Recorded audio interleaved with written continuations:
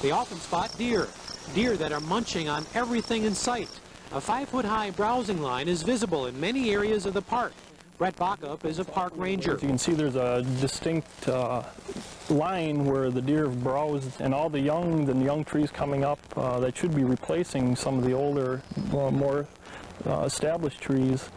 They've been browsed right down to the ground. The browsing has left many once heavily forested areas looking almost bare.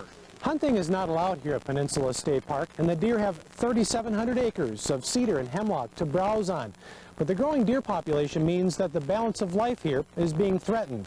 DNR officials say it's a problem with no simple short-term solutions. If in fact we come to a point in time where we feel that the recreational value is less than the potential value from overbrowsing, then we have to take steps to reduce the herd by some management tool.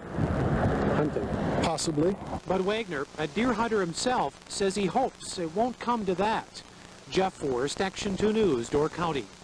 Carl and Ella Motz's home, 1 block from the East River. The water level is dropping. It had been as high as this door handle. Carl and Ella looked on as their son Carl III paddled in a canoe to check on the house. He found chair legs covered with mud and the living room carpet still soaked with the muddy water. He opened the windows to get rid of the fuel oil smell that permeates the home. He says it didn't look like the same home that he once lived in. I felt sick. Felt like throwing up because I see my mom and dad just everything they got in this house. The Motzes say they didn't know the house was located on a floodplain when they built it 20 years ago. Insurance, they say, will not cover the damage. Ella Motz has yet to go back into her home. I have not been in there yet. My kids come and they kind of want to keep me out because they know it's going to hurt. The floodwaters reached their highest point here in the Motz home yesterday morning, about this high on the wall. In fact, there's still a lot of brown, muddy water left on the flooring in the hallway. But perhaps the best evidence of the flooding here in the home is what was once a finished basement. It's now floating up toward the kitchen. The Motzes are staying with their son and don't know when or if they will ever live in their home again. They say many of their neighbors are in the same boat. We were going to retire in our house. Our children were raised there. It was our personal home, and we can't believe it's gone, our furniture and everything. We don't know even what we can save out of that in the house part. With their insurance company refusing to cover the damages, the Motzes say their only hope is some sort of state or federal emergency relief. Jeff Forrest, Action 2 News, Green Bay. Bayshore areas will have their own sewer system. Marty Barabo likes that idea, but doesn't want the line to be buried in her front yard, a narrow strip of land between her home and the Green Bay shoreline. They're destroying just everything, and it looks like a massive, gigantic place and strong. It's not. It's fragile. We're loaded with springs in here. I've got a sinkhole in the middle of the yard. But Barabo and 200 other homeowners along the sewer route have already signed easements to allow the sewer on their property. She's hired an attorney to help her. Dykesville Sanitary District President Dick Charles says Barabo is the only person standing in the way of the project, and he says he's made her a monetary settlement which she could use to build a seawall to protect her property. We're trying to reach a settlement with her that will satisfy her to the extent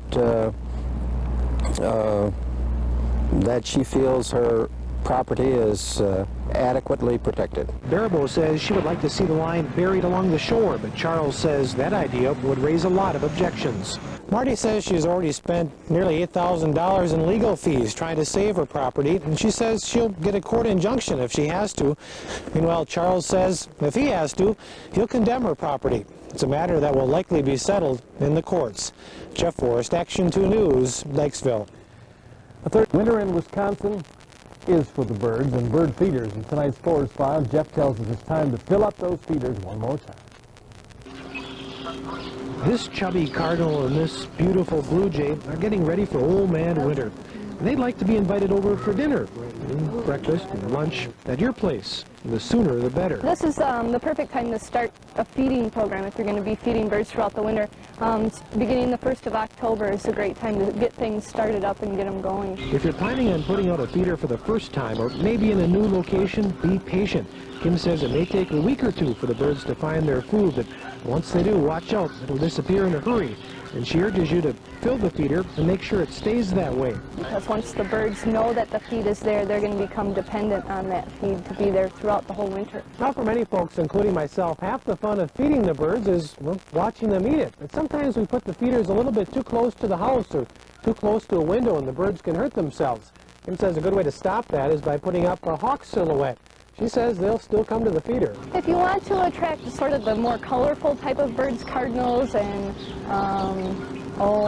maybe black-cap chickadees and things like that, you want to put out sunflower seeds. They'll come to that. Kim says in the middle of winter, birds can sometimes eat twice as much food as they would in the summer to generate more body heat. With all the food, sometimes birds get thirsty, so don't forget the water. Here's hoping that the birds have fun ruffling their feathers at your feeder this winter. Jeff Forrest, Action 2 News, Green Bay. The past 4 years, Ruth Helms has operated a downtown Marinette formal wear shop. She would like to see the city do more to dress up its downtown. An awareness and giving people something to come here for, and that's happening. For nearly a century, Loriman's department store was the cornerstone here in downtown Marinette. 3 years ago, the building was vacated. Still, over half of the building remains empty. And there are other storefronts along the main street in Marinette that are still looking for an occupant. You can see some of these buildings don't look so good right now, and I think that's going to help a lot. Think that would help attract people down here? I think so.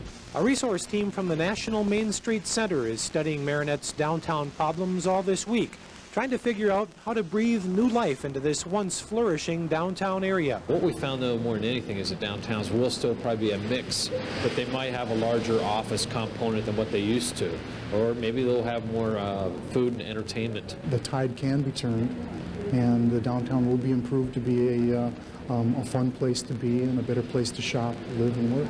The Main Street Resource Team will present its downtown recommendations to the public Wednesday night, and business owners like Ruth are hopeful that they will find an answer.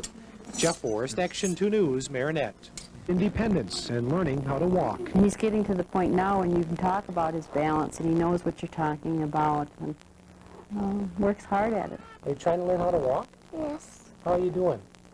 5. Are you getting better at it? Yes. The money raised during the telethon accounts for about 1/3 of the center's annual $1 million operating budget. It pays for things like software and computers so that Ann Conley can pursue her first love, writing. Anna Bovine has just one arm. She can't use her legs, but 2 times a week for the past 5 years, she's been attending CP swimming therapy. I feel like I really accomplished what I wanted to accomplish. Anna's therapy assistants say she is an inspiration to them, and they can't believe how far she's come in 5 years. From not being able to be let go of in the water to actually swimming the width of the pool independently. Anna, Patrick, and Ann, 3 shining examples of how the CP Center is enriching the lives of residents in northeastern Wisconsin. Jeff Forrest, Action 2 News, Green Bay. Often end our shows with a feature from Jeff Forrest in the Forrest File. Well, Jeff couldn't join us today, and here's why. This is Jessica Rose Forrest. She's 6 pounds, 15 ounces. She looks, thank goodness, just like her mother, Julie. Mom, Dad, and baby are all doing fine. And although Jeff says that he won't be a pushy parent, he said he already has an idea or two about what profession little Jessica should choose. Congratulations, Jeff and Julie. He just got a lot of subject matter for his file. Yeah, he sure did. Oh, she's a beauty. What a beautiful little girl. 6 pounds, 15 ounces. Congratulations, Mother. Jeff, you're the good.